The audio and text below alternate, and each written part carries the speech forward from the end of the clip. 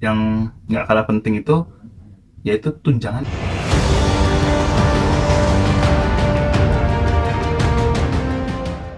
Halo teman-teman pejuang RSP, sesi sharing minggu ini saya mau ngebahas ya 3 hal yang paling banyak dicari dari seorang karyawan ketika mereka bekerja di suatu perusahaan.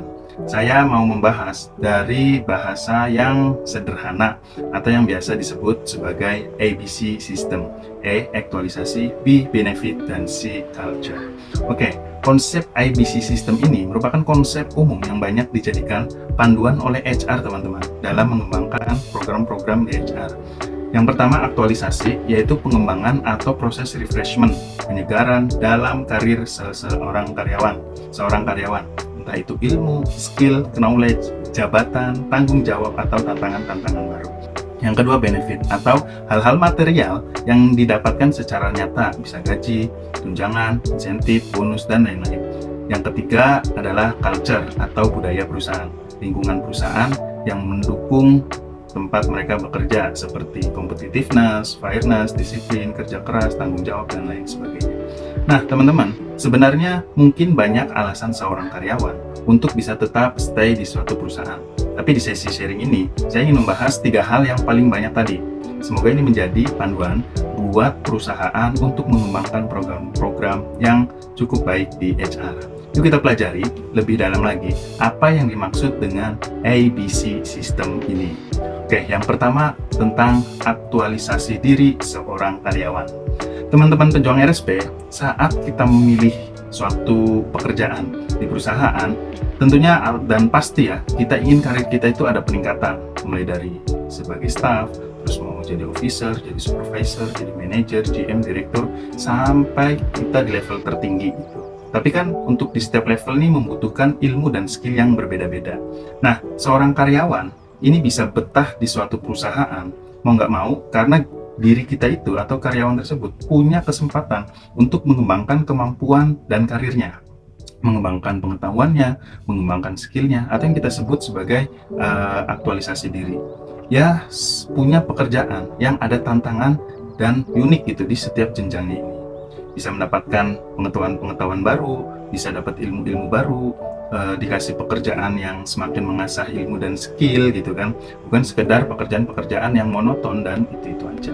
Karena manusia itu fitrahnya adalah sosok yang terus bertumbuh, selalu ingin lebih, ingin lagi, ingin bisa lebih baik lagi, terus berimprovement dari level manapun. Kita semua meyakini gitu kan, perkembangan ilmu, skill, dan pengalaman kita ini akan seiring berjalan dengan berkembangnya level kehidupan kita. Seperti misalkan, jelas nggak karir journey-nya, ada program trainingnya nggak, di pertahapan setiap jabatan, program self-development-nya seperti apa, dan lain-lain yang kira-kira program-program itu bisa mengembangkan diri kita. Yang kedua yaitu benefit atau bayaran material yang diberikan sebuah perusahaan. Misalnya yang paling basic banget, yaitu gaji atau upah.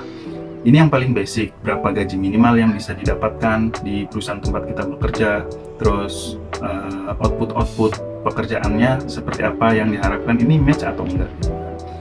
Match atau enggak antara gaji dengan pekerjaannya, make sense atau enggak. Yang minimal gaji basicnya bisa mengcover biaya hidup, plus nabung tipis-tipis lah ya buat pegangan gitu.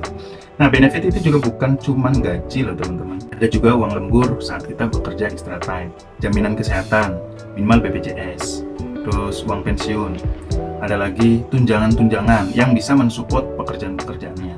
Ya, misalnya tunjangan komunikasi untuk beli pulsa, tunjangan transportasi untuk beli bensin, tunjangan makan, tunjangan keluarga, tunjangan kesehatan, hari raya. Nggak kalah penting itu yaitu tunjangan jabatan akan membantu pekerjaan-pekerjaannya gitu.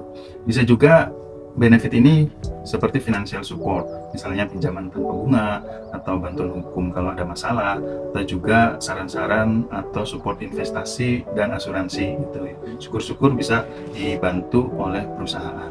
Atau benefit-benefit lainnya lah, seperti dikasih mobil, kendaraan, motor gitu kan, alat kerja, laptop atau HP, atau tunjangan liburan juga ya bisa juga gitu kan. Ini kan bagian paling disukai oleh karyawan kalau ada gitu. Nah, yang ketiga adalah culture atau budaya perusahaan atau budaya kerjanya seperti apa. Teman-teman penjuang RSP, selain kedua hal tadi seperti aktualisasi diri dan ngejar benefit, ya kita juga sebagai karyawan akan mempertimbangkan budaya kerjanya support buat diri kita. Buat apa kita berada di tempat kerja yang jenjang karirnya jelas, benefitnya juga ya lumayan lah, tapi budaya kerjanya nih nggak menyenangkan gitu. Sikut-sikutan antar divisi, tidak saling support, tidak disiplin, nggak jelas SOP dan pola kerjanya, penilaian KPI dan achievement kita juga nggak jelas. Belum lagi kayak budaya korupsi dibiarin, saling lepas tanggung jawab, nggak disiplin, nggak saling mengingatkan, tapi saling menjatuhkan. Apalagi dari bosnya, mulai dari CEO, direktur, GM, sampai manajernya ini ngebosi banget gitu kan. Suka nyuruh-nyuruh, tapi nggak memberikan teladan. Terus ketika ada masalah, lepas tangan, lepas tanggung jawab. Nggak pernah dibina, nggak pernah diarahkan, tiba-tiba kita disalahin gitu. Terus kita dijadiin tumbal atas kesalahan-kesalahan atasan kita. Nah ini budaya kerjanya nggak support buat kita sebagai seorang karyawan. Lalu apalagi yang diharapkan dari perusahaan yang budaya kerjanya itu seperti itu.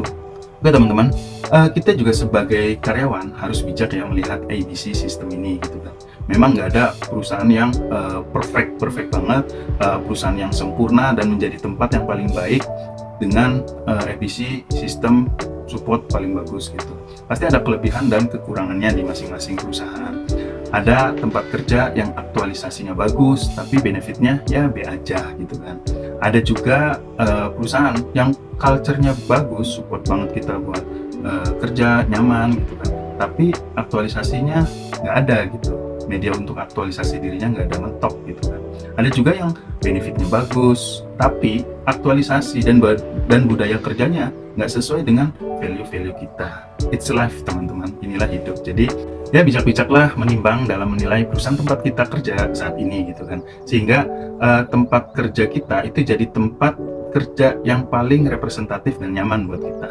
Tetapi seenggaknya dengan pertimbangan revisi sistem ini, kita jadi tahu bagaimana perusahaan menghargai kita dan keseriusannya terhadap nasib-nasib karyawannya. Dan kita pun bisa berpikir atau menilai perusahaan kita ini menjadi tempat terbaik untuk pengembangan karir kita atau enggak.